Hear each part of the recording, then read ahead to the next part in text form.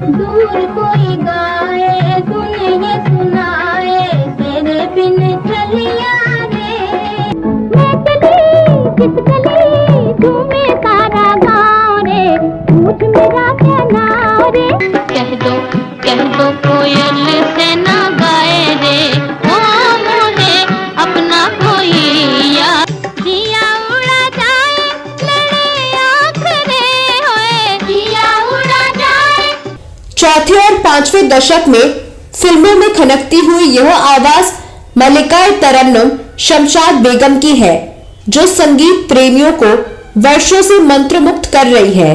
कहीं पे निगाहें कहीं पे निशाना, जीने दो जालिम बनाओ न दीवाना। इस गायिका के गाने आज भी इस मिलेनियम युग में किसी डीजे की पसंद में शामिल होकर नौजवानों को थिरकने पर मजबूर कर रहे हैं। दुनिया है मेरे पीछे लेकिन मैं तेरे पीछे अपना बना ले। इस गायिका के गानों को जितना रिमिक्स किया गया उतना शायद ही किसी और के गानों को किया गया हो। कभी यार कभी पार लगाती रे नजर, सैया घायल की अरे तूने मोरा जिगर। शमशाद के इसी अंदाज़े बयां की करामात थी कि जब लता मंगेशकर और आशा भोसले सरीखी गायिकाएं सिनेमा जगत में नई ताकत के रूप में उभर रही थी, शमशाद बेगम का जलवा न सिर्फ कायम रहा बल्कि बढ़ता रहा।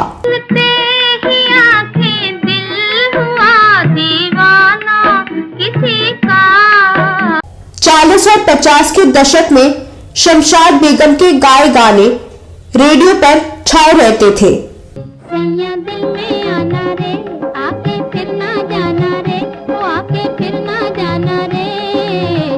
एक से बढ़कर एक गीतों को आवाज देकर उन गीतों को और भी सुरीला और दिलकश बना देने वाली गायिका शमशाद बेगम ने प्रसिद्धि की बुलंदियों को छूने के बावजूद खुद को सुर्खियों और फिल्म जगत की चकाचौंध से आखिर तक दूर रखा और आखिरकार वे चुपचाप रुखसत भी हो ली। जिस बॉलीवुड पर उन्होंने कभी राज किया था, उसकी जमीन पर उठे उनके जनाजे में नजदीक के कुछ मित्रों को छोड़कर कोई मौजूद नहीं था। आज के वीडियो में भारतीय सिनेमा की खनकती आवाज की मल्लिका शमशाद बेगम के बारे में बात करने जा रही हूँ, तो आप बने रहिए हमारे साथ।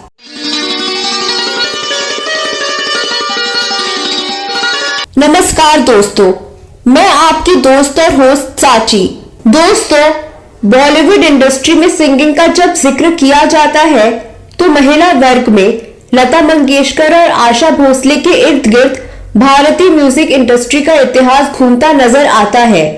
ये दोनों है भी बहुत बड़ी शख्सियत, मगर इन दोनों गायिका से जरा और पहले की बात करें तो कुछ नायाब नाम और भी हैं जो मौसीकी की दुनिया में मिलते हैं। उनमें से एक नाम है शमशाद बेगम। चांदनी आई बन के प्यारो साजना, ओ साजना, चांदनी आई बन के प्यार। शमशाद बेगम गायिका तो जबरदस्त थी, साथ ही बहुत बिंदास भी थी।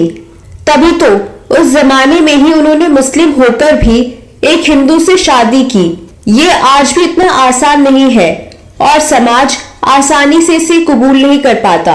दोस्तों, शमशाद बेगम का जन्म 14 अप्रैल 1919 को अमृतसर में हुआ था।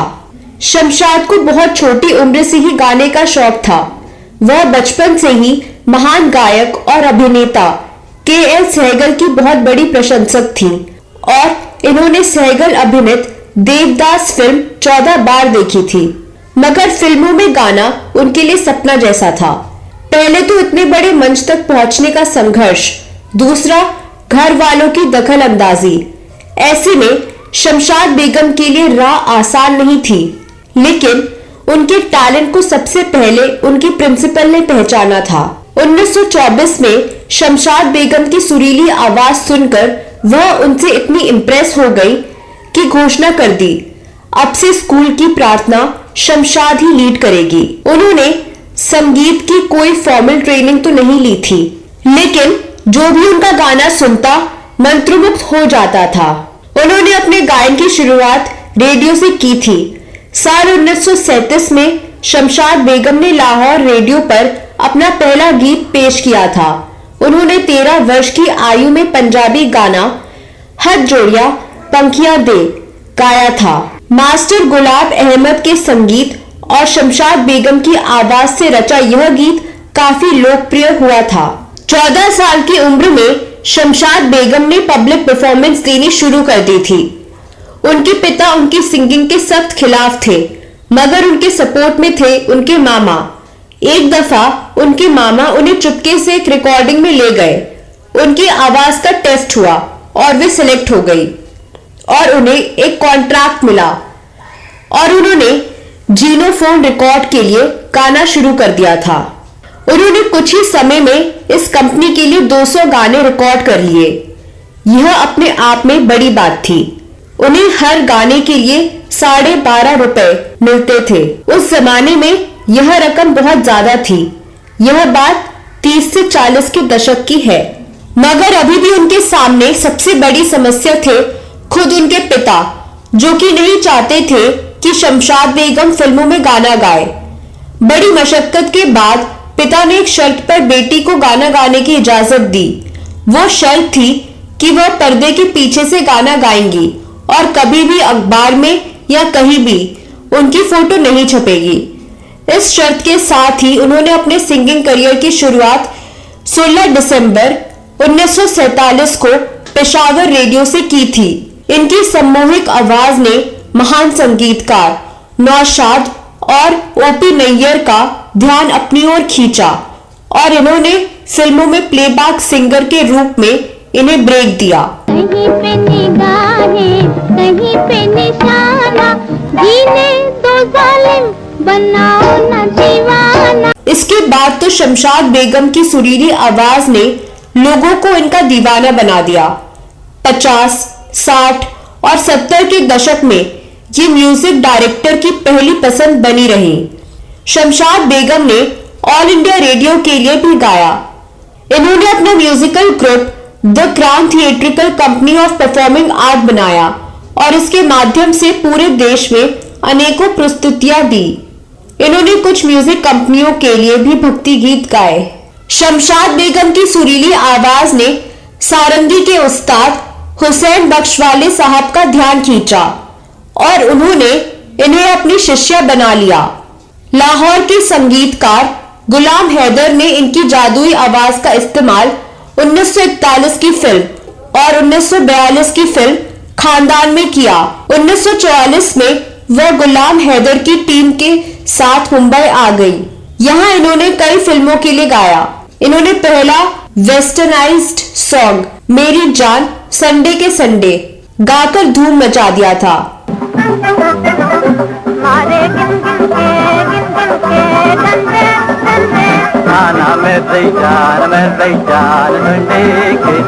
ओपी नैयर ने इनकी आवाज की तुलना मंदिर में बजने वाली घंटियों से की थी। इनकी गायन शैली पूरी तरह मौलिक थी। इन्हें लता मंगेशकर, आशा भोसले, गीता दत्त और अमीर बाई कर्नाटकी से जरा भी कम नहीं आंका गया और उन्होंने जो गाया उस पर मानो सुपरहिट की मुहर ही लग गई। पहले मिलन में ये तो दुनिया की रीत है, बात में गुस्सा लेकिन दिल ही दिल में प्रीत है। शमशाद बेगम अपने जमाने की सबसे ज्यादा डिमांड में रहने वाली और मोटी फीस लेने वाली प्लेबैक सिंगर थी। मोरे नैनों में नीर भरवाए रे, मोहे बीते वो दिन याद आए। वह दिखने में भी उतनी ही खूबसूरत थी। उनकी खूबसूरती के आगे बड़ी बड़ी अभिनेत्रियां फेल थी।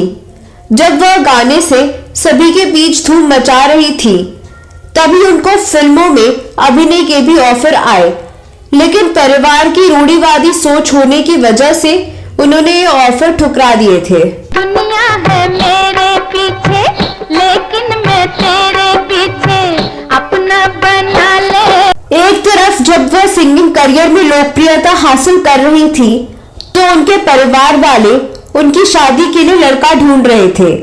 लेकिन वह अपने हमसफर की तलाश पूरी कर चुकी थी। शमशाद बेगम साल 1932 में ही गणपत से मिल चुकी थी और उन्हें उनसे प्यार हो गया था।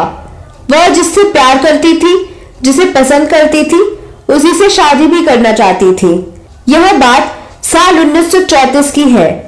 1934 में देश में हिंदू मुसलमान दंगे हो रहे थे। लाहौर से लेकर अयोध्या नफरत में जल रहा था, पर शमशाद बेगम और गणपत लाल बट्टो को इससे कोई फर्क नहीं पड़ा। दो प्यार करने वालों को भला जमाने की फिक्र क्यों होती। सिर्फ समाज ही नहीं, दोनों के घर वाले तक इस शादी के खिलाफ थे, लेकिन उन्होंने परिवार के खिलाफ जाकर शादी कर ली। हर तरफ इसके चर्चे थे, लोग ताने मारना शुरू कर चुके थे, मगर अंत में जीत प्यार की ही हुई। दोनों ने शादी कर ली। जिस वक्त शमशाद बेगम की शादी हुई थी तब वे सिर्फ 15 साल की थी। शमशाद बेगम ने अपने करियर में 6000 के करीब गाने गाए। इसमें से 1300 के करीब हिंदी भाषा में थे। हिंदी के अलावा उन्होंने तमिल, गुजराती, पंजाबी और मराठी और बंगाली भाषा में गाने गाए।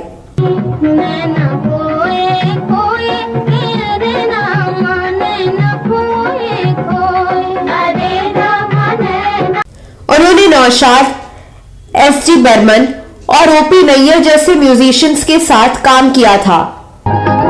कोई न जाने इरादे हैं किधर के, कोई न जाने इरादे हैं किधर के। उनके गाए हर गाने का प्रभाव इतना ज्यादा था कि वे आज भी सुनने में नए से लगते हैं और ऐसा लगता है कि आने वाली कई पीढ़ियां भी इन्हें हमेशा यूं ही नया रखेंगी। लागी मेरे दिल पर कटार ओ साजना, ओ साजना। यही कारण है कि शमशाद बेगम के जितने गानों का रीमिक्स किया गया, शायद ही किसी और के गानों को किया गया हो। खास बात यह रही कि शमशाद के मूल गीत जितने मशहूर हुए, उतना ही रीमिक्स ने भी धमाल मचाया। हर युवा के दिल में उनके गीतों ने अपनी अलग पहचान बनाई। दुनिया है मेरे पीछे, लेकिन मैं तेरे पीछे अपना बना ले। शमशाद ने हमेशा सादगी से भरी जिंदगी को जिया। उन्हें तस्वीरें खिंचाना, लाइमलाइट में रहना और इंटरव्यू देना पसंद नहीं था। जीवन साथी गणपत लाल बट्टो की 1955 में मौत के बाद उन्होंने गायन के करियर को छोड़ दिया था और इसके बाद से वह अपने दामाद योग रत्रा और बेटी उषा रत्रा के साथ मुंबई में रहती थी। लेकिन फिर कुछ सालों बाद उन्होंने सिंगिंग में अपना कमबैक पी के घर आज प्यारी दुल्हनिया चली से किया था। लेकिन कुछ समय बाद ही उन्होंने फिर से फिल्मों से दूरी बना ली। फिल्मों से दूर होने के बाद वह गुमनाम हो गई। अपने करियर में उन्होंने कई अवार्ड अपने नाम किए। फिल्म संगीत में योगदान के लिए 2009 में भारत सरकार ने उन्हें पद्म भूषण से सम्मानित किया था। 23 अप्रैल 2013 को मुंबई में 94 साल की उम्र में शमशाद बेगम का इंतकाल हो गया। वह कई महीनों से बीमार थी, लेकिन उनकी बीमारी के बारे में सिर्फ चंद लोगों को ही पता था। जिस बॉलीवुड पर उन्होंने कभी राज किया था, उसकी जमीन पर उठे उनके जनाजे में नजदीक के कुछ मित्रों को छोड़कर कोई मौजूद नहीं था। तो दोस्तों, यह वीडियो कैसा लगा जरूर बताएं। शमशाद बेगम के बारे में आपके पास कोई और जानकारी है तो कमेंट बॉक्स में अवश्य लिखें। अगली वीडियो में मैं फिर फिल्मों, गीतों और फिल्मी हस्तियों से जुड़ी कोई नई कहानी या नई जानकारी लेकर हाजिर हो जाऊंगी। दोस्तों, अगर आप फिल्मों और फिल्मी हस्तियों के बारे में दुर्लभ जानकारियां जानना चाहते हैं तो हमारी वेबसाइट classiclegends.in पर जरूर जाएं। इस वेबसाइट का लिंक डिस्क्रिप्शन में दिया हुआ है। अगली वीडियो में फिर मुलाकात होगी। तब तक के लिए नमस्कार।